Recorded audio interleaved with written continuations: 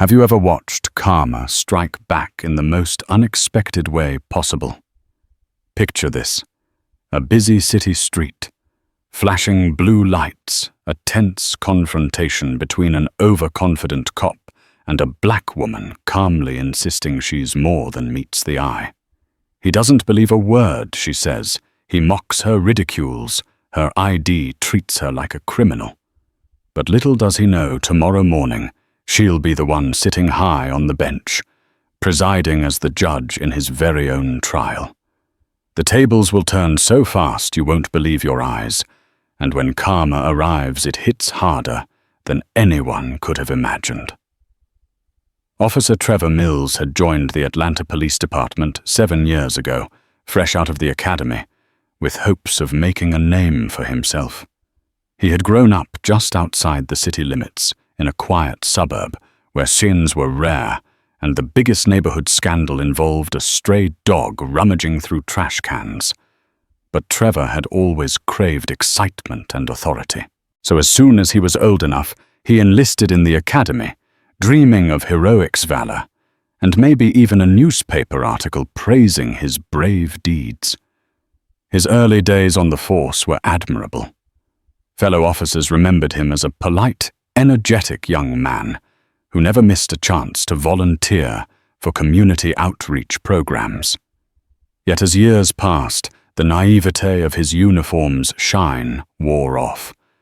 Pressure from superiors, the bitterness he saw on the streets, and the daily confrontation with petty crime chipped away at that bright idealism. Gradually, Trevor Mills hardened. Or, as some officers joked quietly, he became salty. He began treating civilians with a growing sense of cynicism, sometimes even hostility.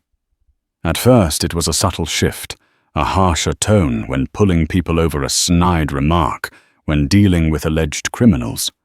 But over time, his disdain became a weapon pointed more often at minorities than he would ever admit to himself. His peers in the precinct noticed. A handful of them gave him a pass, chalking it up to stress and just the way things are these days. Others felt uncomfortable, bristling at the racist undertones in his words. Yet few dared to confront him directly. The unspoken code of silence in certain corners of law enforcement, combined with Trevor's closeness to certain higher-ups, left him largely unchecked. And so his attitude festered, creeping into every corner of his work, until it was no secret among civilians in certain neighborhoods that Officer Mills was a troublemaker. Residents complained, but the complaints rarely stuck. He was adept at explaining them away, using departmental jargon to justify stops and subtle intimidation tactics to ensure people didn't file formal reports. In truth, Trevor wasn't all bad.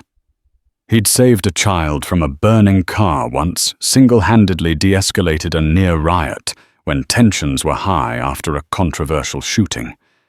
He had that in him, the capacity to be noble, to protect, to serve. But his negative traits, fueled by frustration and misguided pride, often overshadowed what good he could do. Slowly but surely, the bitterness that had taken root found a stable home in him. In a city as vibrant and diverse as Atlanta, Trevor was a toxin. On the surface, he carried himself like a model policeman. Clean uniform, crisp posture, confident swagger. His record held no official blemishes, severe enough to get him suspended, but internal rumors buzzed about an impending internal review. Some said he was too aggressive. Some whispered about racial profiling. If Trevor had any inkling about possible investigations, he acted like he didn't care. On a rainy Wednesday morning with traffic piling up near Centennial Olympic Park Drive, Trevor found himself glaring into his rearview mirror, searching for suspicious cars. He often claimed he could spot trouble from a mile away. It was in the tilt of a license plate, the glint in a driver's eyes. The truth was, he frequently targeted drivers he felt didn't belong in certain areas, particularly middle-class, predominantly white neighborhoods. And that day, unbeknownst to Trevor, events were set in motion that would not only test every notion he held, but also bring him face to face with the harshest version of karma he had ever encountered. Judge Ebony Carter was a name whispered in reverent tones in the Fulton County Courthouse. At 38 years old, she had become one of the youngest African-American judges to serve in the state of Georgia. Her rise through the legal ranks wasn't sudden or undeserved. She'd worked tirelessly as a public defender straight out of law school, then as an assistant district attorney, winning case after case through sheer determination, sharp intellect, and an unwavering moral compass. It was no surprise when her name was put forward for the judgeship. Colleagues described her as firm but fair stern, yet compassionate. The daughter of a renowned civil rights attorney in Atlanta, Ebony grew up hearing legal jargon at the dinner table. Her father, Leon Carter, had marched in local demonstrations, represented protesters who had been beaten or unjustly arrested, and often told Ebony that fairness was a right, not a privilege. Remember, her father would say, "The law is only as good as the people who interpret it. Once you have the power, it's your duty to use it justly." From a young age, Ebony understood the weight of those words. She saw how her father's black skin often drew suspicion from certain figures in authority. She witnessed how he was sometimes followed in upscale stores, how he had to speak with overly formal courtesy to police officers to ensure his safety. It fueled her passion to protect the vulnerable. In law school, Ebony was unstoppable, writing law review articles that professors later cited in important appellate cases, volunteering at legal aid clinics on weekends to help low-income families fight evictions. By the time she donned her judge's robe, Ebony had a reputation for pure excellence in the courtroom. She was methodical, rarely letting emotion cloud her judgment. Yet she never forgot the common humanity of those who stood before her bench. She believed in second chances for non-violent offenders, in tough sentences for the truly dangerous, and in the absolute necessity of treating everyone, no matter their background, with dignity. Outside of the courtroom, Ebony led a quiet personal life. She cherished moments at home listening to jazz records. Miles Davis and Nina Simone were favorites. She often found solace in morning runs down Peachtree Street, sometimes stopping for a soy latte at the Starbucks near Piedmont Park. She had good friends, but few she would call truly close.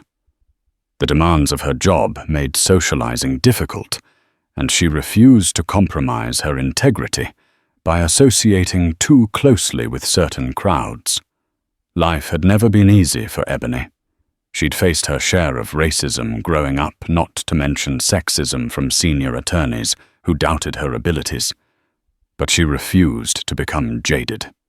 In many ways, Ebony's entire worldview centered on the idea that justice, while flawed, could prevail if enough good people committed themselves to it.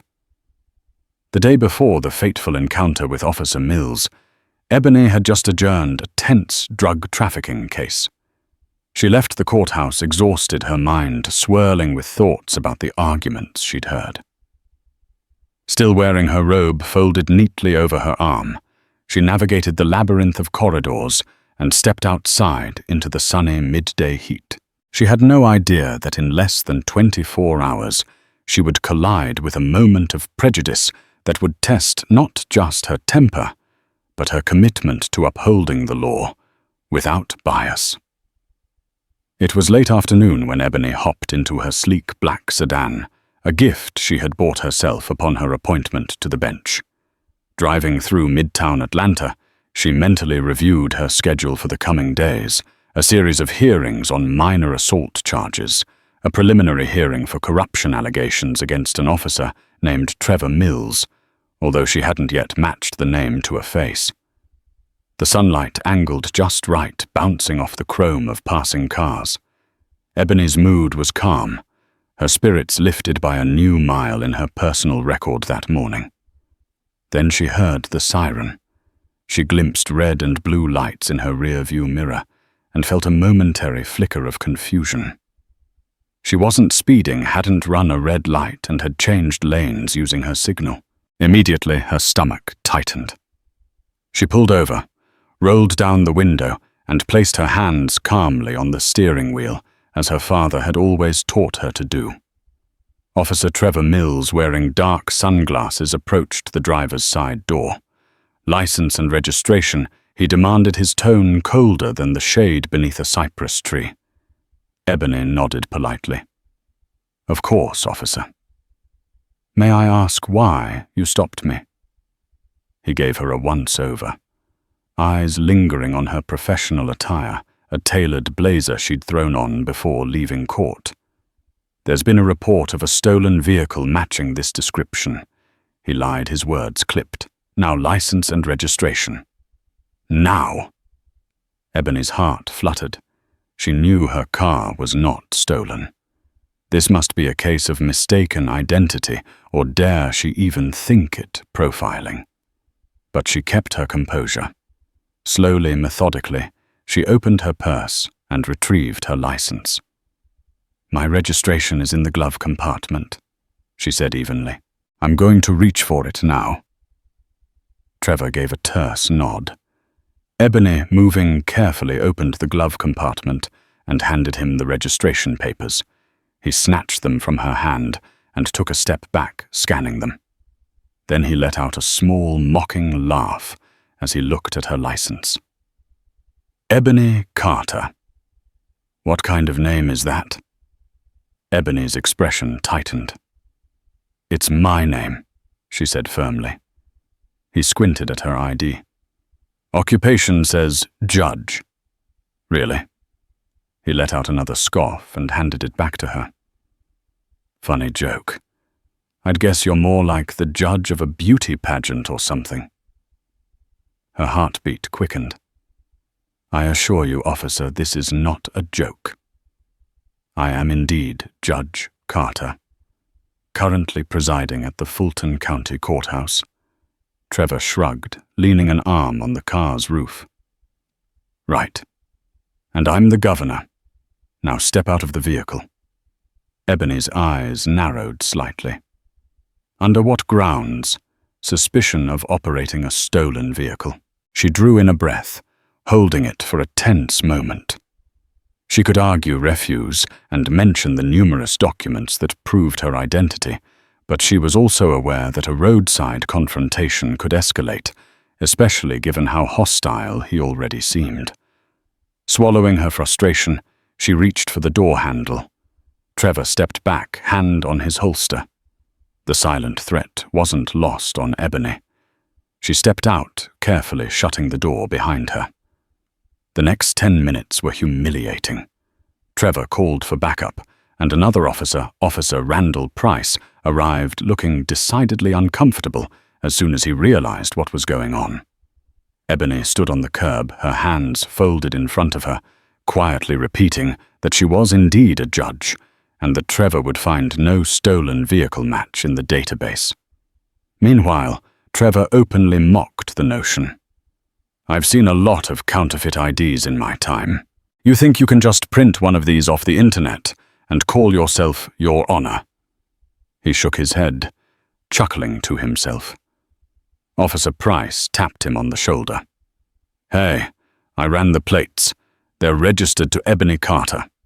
Everything checks out. No stolen reports." Trevor turned sharply, annoyance etched in every line on his face. "You sure?" "Yes," Price said, handing over a small device with the results displayed. "All good." Ebony noticed a flicker of uncertainty cross Trevor's expression, but it was quickly replaced by a sneer. He turned back to Ebony, returning her license with a rough shove. "Fine. You're free to go." "Thank you," Ebony said through gritted teeth. She opened her purse to put her ID away. Trevor pointed a finger at her. "Next time, I suggest you don't flaunt a phony occupation. Some officers might not appreciate the joke." In that moment, Ebony felt anger boiling at the base of her throat, but she clamped down on it, forcing herself to stay in control. "Have a good day, officer." She got back into her car, started the engine, and drove away, relieved to leave the tension behind. Officer Randall Price lingered by the side of Trevor's patrol car. "What was that about?" he asked softly. Trevor shrugged. "She gave me attitude. She's lucky I didn't tow the car." Price frowned, wanting to object further, but something in Trevor's demeanor made him stop.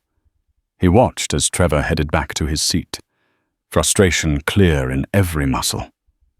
Price simply shook his head, returned to his own patrol car, and left.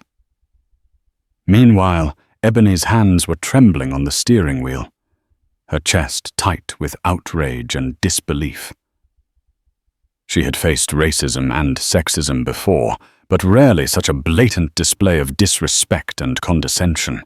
She repeated to herself what her father had once told her. "Don't let anger rule you. Keep your mind clear for the real fight." Little did she know how soon that real fight would materialize, how quickly the wheels of fate would turn. Because the very next day, Ebony was scheduled to preside over a hearing that would involve allegations against an officer, Trevor Mills, the same man who had ridiculed and threatened her on the street. That evening, Ebony found herself at home, pacing the living room of her cozy apartment in the Buckhead area. She stared out the window at the city lights, half seething, half hurting. The mixture of personal indignation and sorrow weighed on her heart. She had spent her life trying to make a system fair, a system that still allowed individuals like Trevor to harass someone without probable cause. She called her father. Leon Carter answered on the third ring. She recounted the story of the traffic stop, her voice trembling slightly. Leon was silent for a long time afterward. Then he spoke with a measured calm. "You handled yourself well, Ebony. As a civilian, you have every right to file a formal complaint." She exhaled. "I know.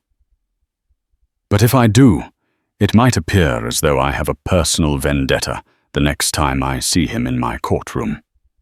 Leon paused. "Is that likely?" Ebony sighed. "I see a lot of officers in my courtroom, Dad. It's definitely a possibility. I preside over police misconduct cases all the time. But I can't let him get away with that behavior. How many others has he treated this way?" They spoke for almost an hour, Leon urging her to do what she believed was right. Ebony concluded the conversation still unresolved but determined. She needed rest. Tomorrow would bring a fresh perspective. She told herself that every night. Meanwhile, across town, Trevor was slumped at a bar on Edgewood Avenue with a few off-duty cops. A Georgia Bulldogs football game played on the TV overhead, but Trevor barely paid attention. He was bragging about pulling over a mouthy driver who claimed to be a judge. His friends laughed, one or two, looking a bit unsure if it was truly funny. But Trevor pressed on, describing Ebony's car, her attire, her quiet defiance. "She acted like she owned the world," he muttered. One of the older cops, Sergeant Baines, took a long sip of beer. "Careful, Mills. You never know who people really are. She could be telling the truth, for all we know." Trevor rolled his eyes. "Please, I can smell a fraud a mile away." Baines shrugged. "All right, tough guy." Then he changed the subject, turning the conversation to the upcoming hearing, for which Trevor had received a subpoena. "What's that about anyway?" a younger officer asked Trevor. Trevor scowled. Some nonsense about excessive force last month. I ended up arresting a guy who resisted, and now the department is trying to cover their behind by sacrificing me." He spat the words like they tasted bitter. He neglected to mention that there was body cam footage of him slamming the suspect's head into the hood of a car, or that the suspect's injuries required stitches. He also omitted the repeated complaints from local community leaders about his pattern of profiling. None of that mattered to Trevor. He believed he was doing his job. He left the bar that night with a heavy sense of indignation, convinced the hearing was a waste of his time.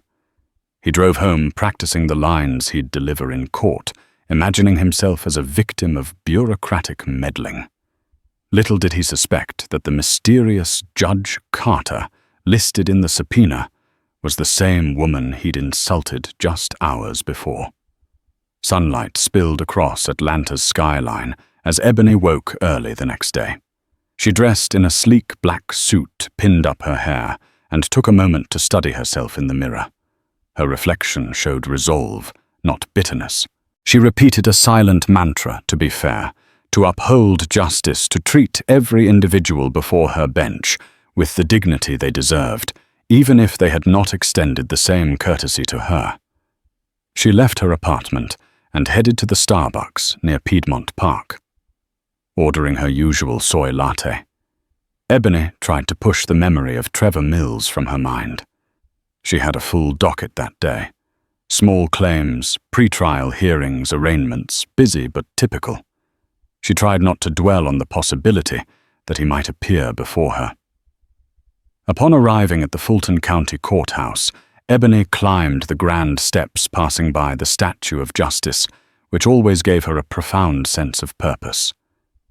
The day began with minor traffic violations, a typical swirl of excuses and pleas.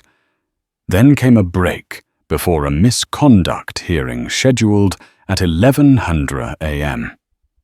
She retreated to her chambers, organizing her notes for the hearing. There she saw the name, Officer Trevor Mills. Ebony's heart stopped for a fraction of a second. Then her pulse sped up.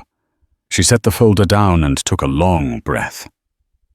No, it couldn't be the same Trevor Mills. Could it? Atlanta was big and there were multiple officers named Mills. The possibility was real, though. She read through the file, scanning the details. Excessive force complaint, a few references to prior allegations. Ebony reached for a pen underlining lines that might be relevant, but the more she read, the more she recognized the attitude described by the complainants. Racial slurs, harsh, demeaning language, patterns that mirrored her own experience from yesterday. The name, Trevor Mills, glared back at her like an omen. She tapped her pen nervously. If it was the same man, how would she handle it? Should she recuse herself? Typically, if a judge has personal involvement with a defendant or a witness, recusal might be necessary to avoid the appearance of bias. But Ebony knew if she recused herself, she'd be letting him escape accountability. Someone else might not dig as deeply, or might not see through his facade as clearly. And at the same time, Ebony was ethically bound to question whether she could remain impartial. Leon Carter's voice echoed in her mind again. The law is only as good as the people who interpret it. Once you have the power, it's your duty to use it justly. Ebony inhaled deeply. She would make the decision once she saw him. If it truly was the same officer, she would assess whether she could remain unbiased. She would not jump to conclusions.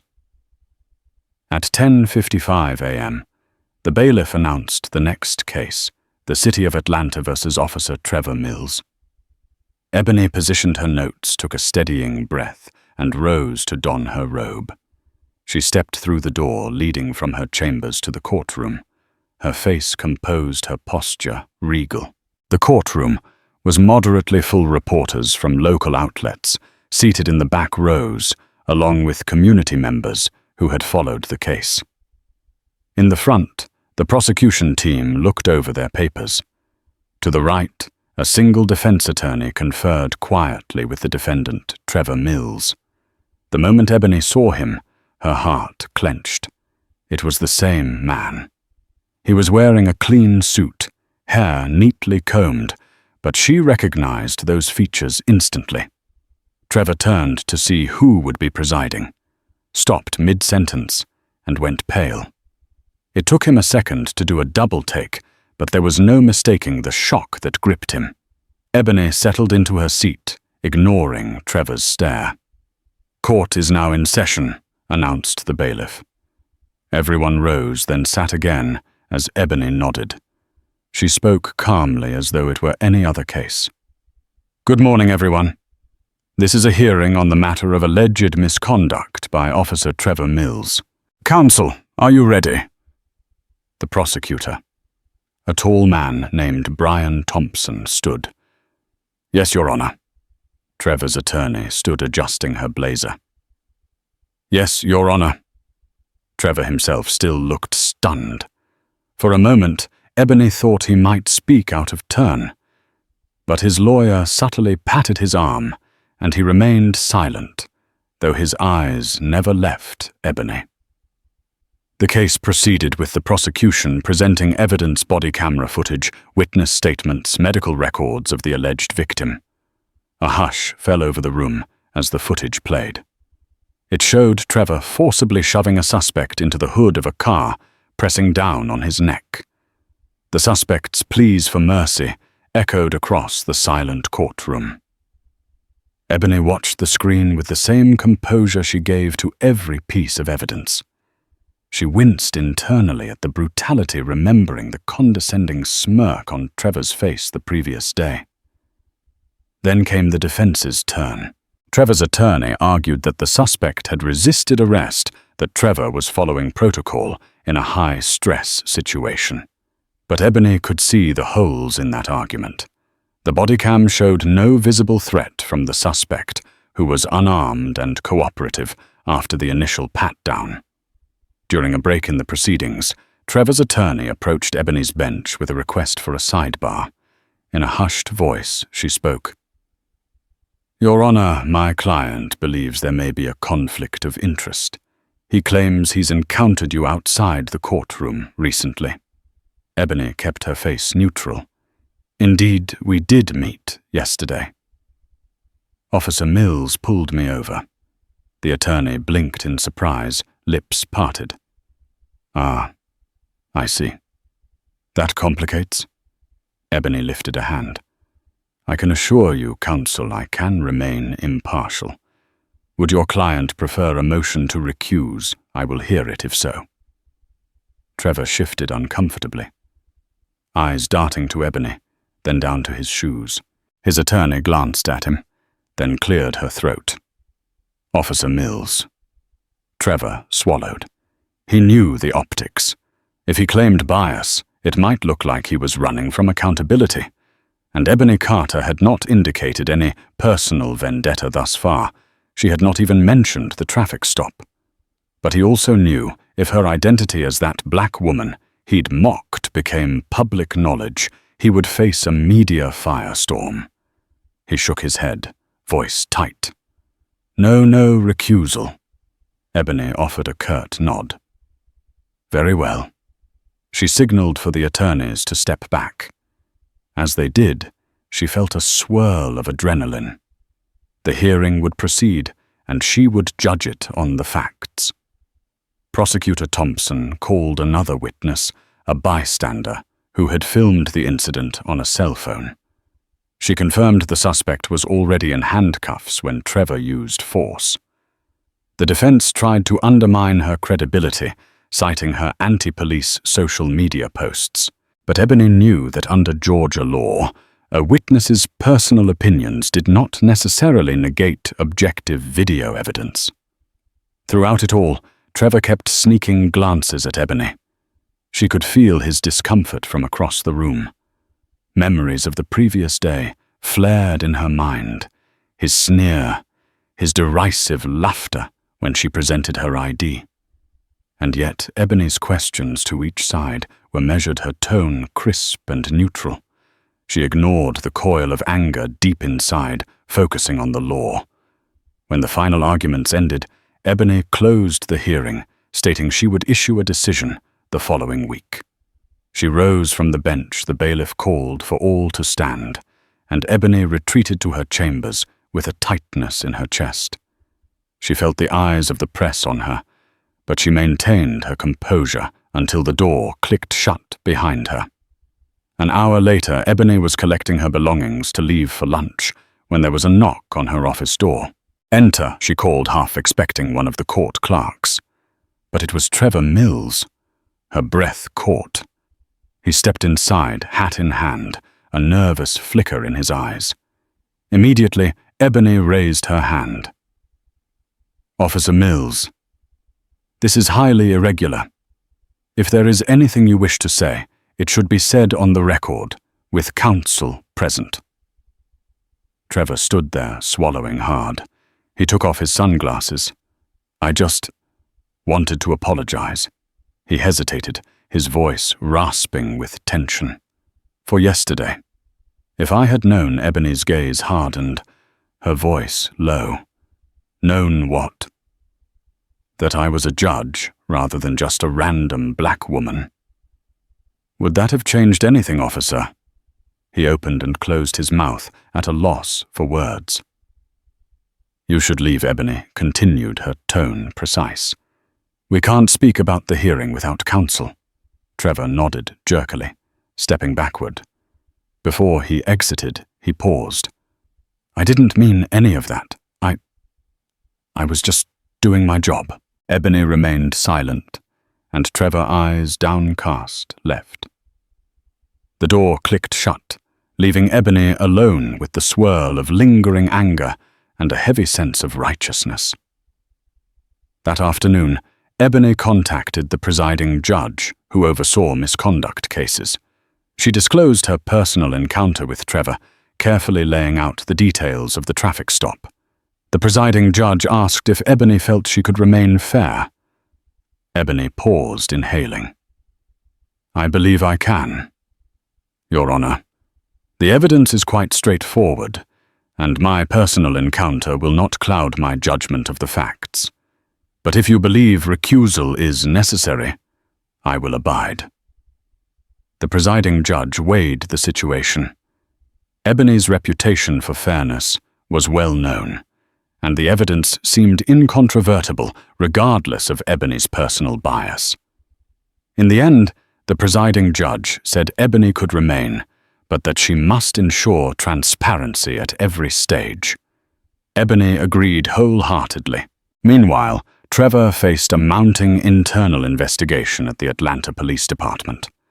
Complaints from other civilians had surfaced similar stories of humiliating stops, mocking remarks, and racially biased conduct. Superintendent Geraldine Daniels was under pressure to clean up the department's image. She initiated an accelerated review of Trevor's conduct records.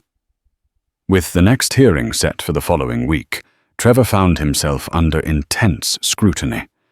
His union representative told him in private that the department wasn't looking to protect him anymore. They were leaning toward throwing him under the bus to appease the media. Trevor felt cornered, angry, and confused. He'd never anticipated that the woman he demeaned on the street would hold his career in her hands. He couldn't sleep. Nightmares of losing his badge, of facing public disgrace, jolted him awake. He remembered Ebony's calm, piercing gaze on the bench. He realized he'd never truly looked into the eyes of the civilians he'd treated poorly. He'd just seen them as obstacles or suspects, never fully human. As the days ticked by, word spread among the local community that a notable black female judge was presiding over the misconduct hearing of a controversial officer. The media picked up the story, though details about the traffic stop remained unconfirmed. Local activist groups like ATL Citizens for Justice gathered outside the courthouse with signs. Some chanted for Trevor Mills to be fired immediately. Others demanded broader reforms within the department. Ebony saw the coverage on the news. Protesters carried placards reading "End Racial Profiling" and "Justice for All." It reminded her of her father's activism days. She felt a pang of sadness that she couldn't stand alongside them. As a judge, she had to maintain neutrality to be above the fray. But in her heart, she empathized with their frustration. Trevor, on the other hand, watched the demonstrations in disbelief. He felt he was being scapegoated, singled out when there were other officers who'd committed worse infractions. A swirl of resentment rose in him, directed at Ebony, at the public, at the entire system. But part of him also felt shame. In a moment of reflection, he realized how far he'd strayed from his younger self, the one who genuinely wanted to help people. The air in the Fulton County Courthouse felt unusually heavy that morning. The early light filtered through the tall windows, casting sharp beams across the polished floors. Security stood stiffly at attention as reporters lined the sidewalk cameras, poised to capture what many were calling the most symbolic hearing the city had seen in years. Judge Ebony Carter sat in her chambers, reviewing the file one last time. She didn't need to. She knew it by heart. Still, she flipped through the pages, slowly steadying her thoughts. This was no ordinary misconduct hearing. This was a reckoning. At 9:00 a.m., sharp, the bailiff's voice rang out through the courtroom. All rise. The Honorable Judge Ebony Carter presiding.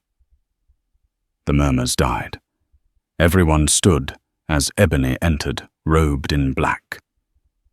Her expression composed, unreadable. She took her seat behind the bench, glanced briefly at the room, then nodded. Be seated. The case was called The City of Atlanta versus Officer Trevor Mills. Trevor sat at the defense table, his face pale but carefully composed. Gone was the swagger. He wore a charcoal grey suit that hung a bit too loose on his frame, as if the weight of recent weeks had carved him hollow. His attorney, a sharp-eyed woman with a quiet intensity, leaned in and whispered something to him. He nodded, barely perceptible. Ebony didn't look at him directly. Not yet. The prosecution, led by Assistant District Attorney Brian Thompson, began their presentation.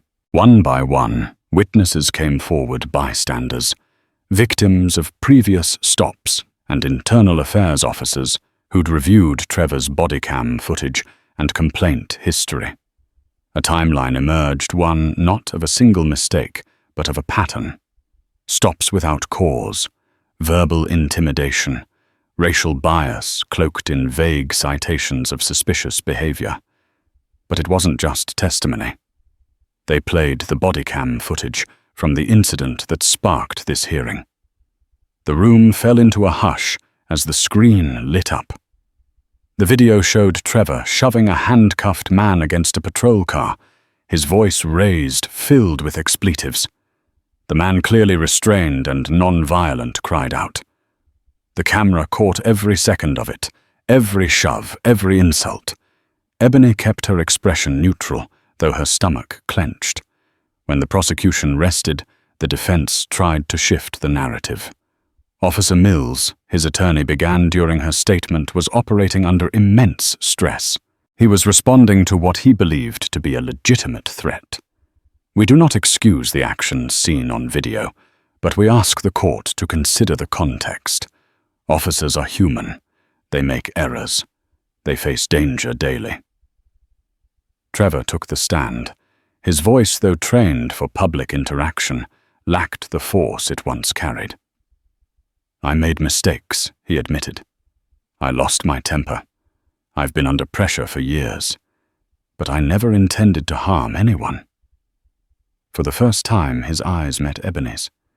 There it was, the flicker of recognition, of shame, of disbelief that the woman he had belittled on the side of the road was the one now presiding over his hearing. After a pause, the courtroom quieted as the final arguments concluded. The air was thick with tension as Ebony signaled for a short recess to deliberate. Back in her chambers, she sat alone, staring at the verdict form. This was more than a decision about one man's misconduct. It was a statement about what the justice system would tolerate and what it would not. She thought back to that traffic stop, his mocking laugh, his dismissive words, his hand on his holster. And she thought about the people who had no title to protect them, who would have been dragged from their cars or booked without question. But this hearing wasn't about vengeance. It was about principle. She returned to the bench 20 minutes later. The room fell silent once more. Ebony looked directly at Trevor now. Her tone was steady, clear, unshaken. Officer Mills. This court has reviewed the evidence, considered the testimonies, and examined your disciplinary record in full. The body cam footage and witness accounts demonstrate a consistent pattern of behavior that violates the standards expected of law enforcement. Trevor's jaw tightened. You abused your authority. You employed excessive force. You profiled individuals based on race, and you attempted to justify those actions with unfounded claims of suspicion. She paused, letting the words settle. This court recommends your immediate suspension from the Atlanta Police Department, pending further investigation by the District Attorney's Office for potential criminal charges. Furthermore, your post-certification. The license that allows you to serve as a peace officer will be referred for revocation review. A wave of murmurs rippled through the room. Ebony continued. Let it be understood, the power granted to law enforcement must never be wielded as a weapon of bias. Accountability is not optional, it is foundational. She struck the gavel once. This hearing is adjourned. Gasps, then applause, quiet at first, then swelling. The bailiff called for order as the courtroom erupted in a storm of reactions. Trevor stood frozen, his attorney whispering urgently. He looked like a man watching the roof cave in on a house he thought was unshakable.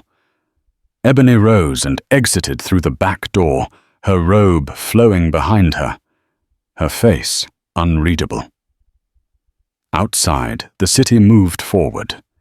Inside, justice had just taken a step forward with quiet, decisive force. The gavel had fallen, but the echoes reverberated far beyond the courtroom. News of Officer Trevor Mills's suspension and the looming possibility of criminal charges spread swiftly across Atlanta and beyond. Local broadcasts looped clips from the misconduct hearing, and pundits on national talk shows debated the symbolism of a disgraced officer being judged by the very black woman he had mocked. His name became shorthand for the consequences of unchecked authority. His fall from grace, rapid and public, marked a turning point for the city's conversation on race and law enforcement. At the Atlanta Police Department, the ripple effects were immediate. Leadership, facing mounting public pressure, issued a carefully worded statement, emphasizing their commitment to justice and reform. Behind closed doors, however, officers whispered. Some defended Trevor. Others, especially those who had stayed silent too long, felt the weight of their own complicity. Still, a quiet consensus began to build. The system was broken, and Trevor's downfall wasn't an isolated incident. It was a warning. Trevor, meanwhile, disappeared from public life. He withdrew into a world of regret, retreating to his sister's modest home in the suburbs. The headlines were relentless. Former colleagues stopped calling. The police union, once quick to shield its own, distanced itself. His badge, once a symbol of pride, was now just a reminder of everything he had lost. The silence gnawed at him. For weeks he stayed inside, avoiding calls, ignoring news alerts, and drifting through days in a fog of shame and disbelief. What haunted him most wasn't the courtroom ruling. It was her face. Judge Ebony Carter had shown him no rage, no vengeance, only facts and calm authority. She hadn't even mentioned the traffic stop in court. She hadn't needed to. Her silence had said it all. Eventually pushed by his sister and his own unraveling conscience, Trevor began attending therapy sessions offered through a former officer's support group. At first he sat quietly, arms crossed, unwilling to speak. But as others shared their stories of burnout, stress, and moral compromise, Trevor slowly began to unpack the years he had spent feeding on control and power. For the first time, he didn't excuse it. He owned it. And that's when change, real change, started. He took small steps, volunteering at a local community center, under an alias, helping distribute food boxes, quietly cleaning up after youth programs. He never talked about his past. He didn't want sympathy. He just wanted to do something different, something better. Meanwhile, Judge Carter carried on as steady as ever. Though the media attention hadn't fully faded, she kept her focus on the work. She presided over new cases, continued reviewing reform recommendations, and declined interview requests. Her integrity remained her shield, and her silence became her statement. But she couldn't escape the whispers. Some claimed she had used her position for personal revenge. Others praised her as the face of quiet, principled justice. Ebony didn't engage with any of it. She knew the truth, and so did the law. Still, a part of her remained unsettled. She had rendered judgment fairly. She had acted without bias. But the pain from that roadside stop hadn't vanished. The humiliation of being dismissed, the quiet threat of being arrested, simply for existing in a place someone thought she didn't belong. It lingered. Then one evening, just as the courthouse steps began to cool under the setting sun, she saw him.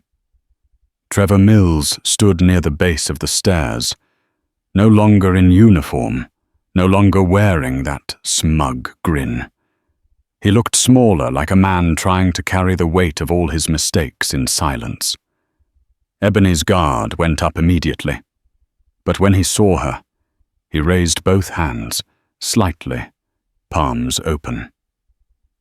"I won't take much of your time," he said, his voice softer than she remembered. She didn't speak. She simply waited.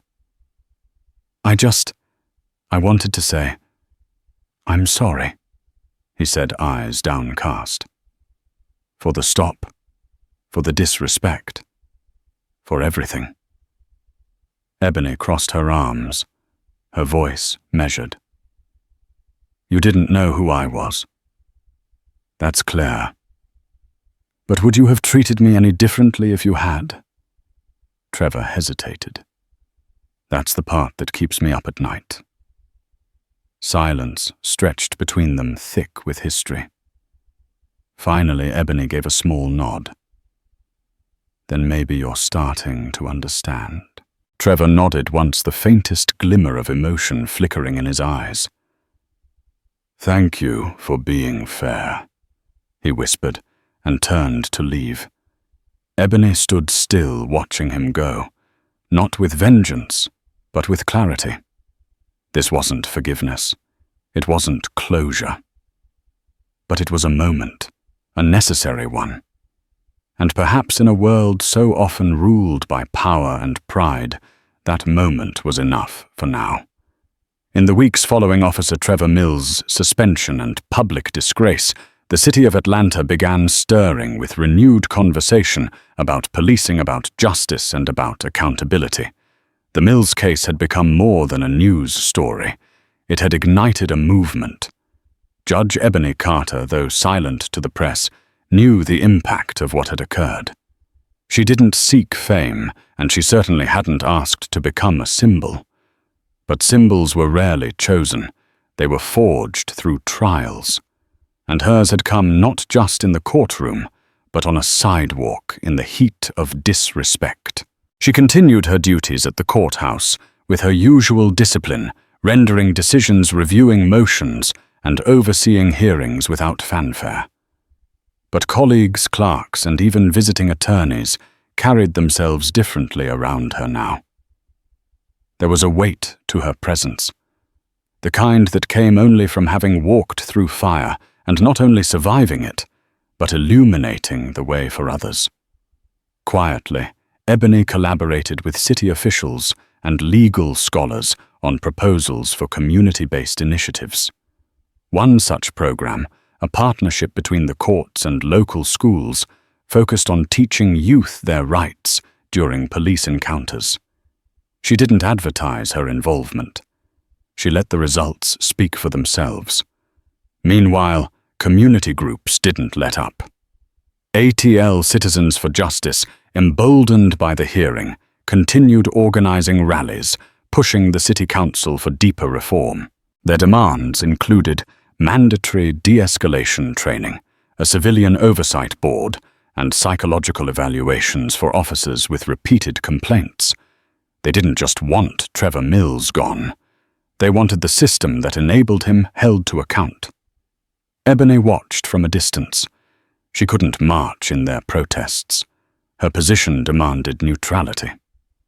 But in her chambers, she quietly smiled every time she saw a headline about their progress. Her courtroom would uphold the law, but outside the people were reshaping it. Across town, Trevor's life had ground to a halt. He had sold his condo, depleted his savings, and moved into his sister's spare bedroom in Marietta. The days stretched long. The phone calls slowed.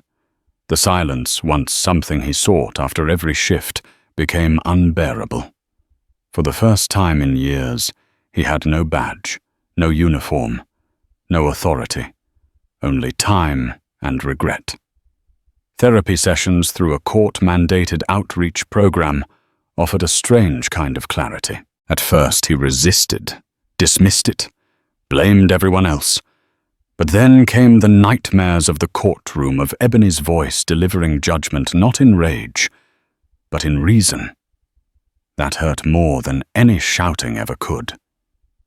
Week by week, he started to unravel the truth of who he had become. He admitted to things he hadn't even realized were wrong until he saw them through a different lens, through the eyes of the people he used to pull over without cause, through the eyes of someone like Judge Carter. His therapist encouraged him to find purpose again, outside the force, outside authority. So Trevor volunteered. Quietly, anonymously. At a food pantry. Then a youth center. He never talked about his past. He just listened. One afternoon, while packing donated groceries into bags for a mother of 3, he overheard her say she didn't trust the police, not after what happened to her cousin. Trevor froze for a moment, the weight of her words hitting harder than he expected. He said nothing. He just handed her the last bag and watched her walk away. And so it went. One small gesture at a time. One day at a time. Back at the courthouse, Ebony began receiving invitations to speak at panels and conferences. She declined most, but accepted one from the state's Judicial Conference on Ethics and Implicit Bias. Her message was clear. Justice must never hinge on whether the person before you looks like someone you respect. It must hinge on whether you remember they are human. Her words echoed through the auditorium and through the halls of power that had too often forgotten the people they served. Atlanta began to shift. Slowly, imperfectly. But it shifted. And in the midst of it all, 2 lives forever changed by a single roadside stop. One elevated by grace, the other humbled by consequence, walked separate paths that had once violently collided. Both carried the memory. Both carried the lesson. And as the sun rose over the city each morning, that memory served as a quiet reminder. Respect is never a privilege. It is a right.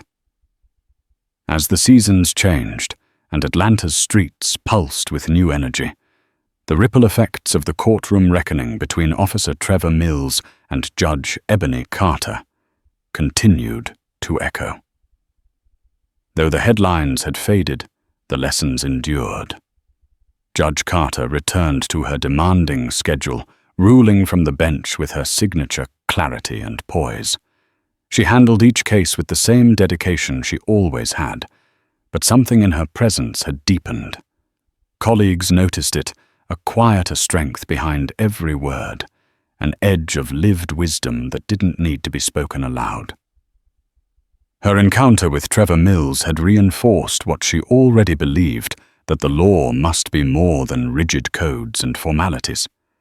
It had to be human, it had to be fair, and it had to remember that even the smallest interaction on a sidewalk during a traffic stop could carry the weight of history. When she walked through the courthouse halls, now staff and visitors alike greeted her with a newfound reverence. Not because she was famous, though the media storm had left its mark, but because she had become a symbol of resilience within the system. A black woman calmly dismantling injustice not with vengeance, but with grace and precision. Then came the day she was invited to speak at the Atlanta Bar Association's annual panel. The topic, judicial ethics in the face of personal bias. Ebony accepted without hesitation. It was the kind of conversation she wished more legal professionals were brave enough to have. That morning, she dressed with extra care. Her black blazer was pressed, her notes carefully annotated, her spirit calm. As she arrived at the Richard B. Russell Federal Building, a light breeze carried the scent of fall through the marble atrium. Inside the auditorium buzzed with anticipation. Judges, lawyers, law students, and even a few off-duty officers filled the seats. Ebony took the stage with the quiet power of someone who had nothing to prove. She spoke not only of precedent and legal frameworks, but of humanity, of her father's lessons, of the importance of applying the law with empathy and courage. Justice, she said, is not something we wear like a robe or a badge. It's something we live or fail to live in every decision we make. Unbeknownst to her, a man sat silently in the back row. He wore no uniform now, no badge on his chest, just a plain grey jacket and eyes that had seen more than they cared to admit. It was Trevor Mills. Since the disciplinary hearing, his life had unraveled, suspended from duty, facing public scrutiny, left to reckon with the truth of who he had become. But in therapy and in long, solitary walks through his now quiet neighborhood, Trevor had begun the slow process of facing himself. He hadn't come to the panel to be seen. He didn't plan to speak. He just wanted to listen to understand the perspective of the woman he had once reduced to a stereotype. And as Ebony spoke, something in him shifted again. He didn't approach her afterward. He didn't need to. He simply stood in the back, hands in his pockets, watching the woman who had shown him both the weight of his prejudice and the dignity of justice. And then he left quietly, anonymously, carrying her words with him like a map, unsure of the destination, but finally ready to walk the path. Ebony, meanwhile, finished her speech to a standing ovation. She stepped down from the podium, shaking hands, smiling modestly. She didn't know that Trevor had been there, but she didn't need to. Her work was never about personal victories. It was about the legacy she would leave behind, one of strength, one of integrity, and above all, one of quiet, unshakable justice. And there you have it, An extraordinary collision of fate, prejudice, and justice, proving that no one is truly above the law, and that our actions can spin back around in the most unexpected ways. Officer Trevor Mill's downfall wasn't just about losing a badge. It was a sobering lesson that every choice, every taunt, and every abuse of power has consequences. Meanwhile, Judge Ebony Carter showed us the power of resilience and integrity, reminding us that fairness can prevail even in the face of blatant disrespect. If this story moved you, taught you something new, or simply entertained you, please take a moment to like, share, and subscribe. Spread this cautionary tale far and wide, because we never know who might need that reminder. Treat everyone with respect for tomorrow. They might just hold your fate in their hands. Thank you for watching, and we'll see you in the next story.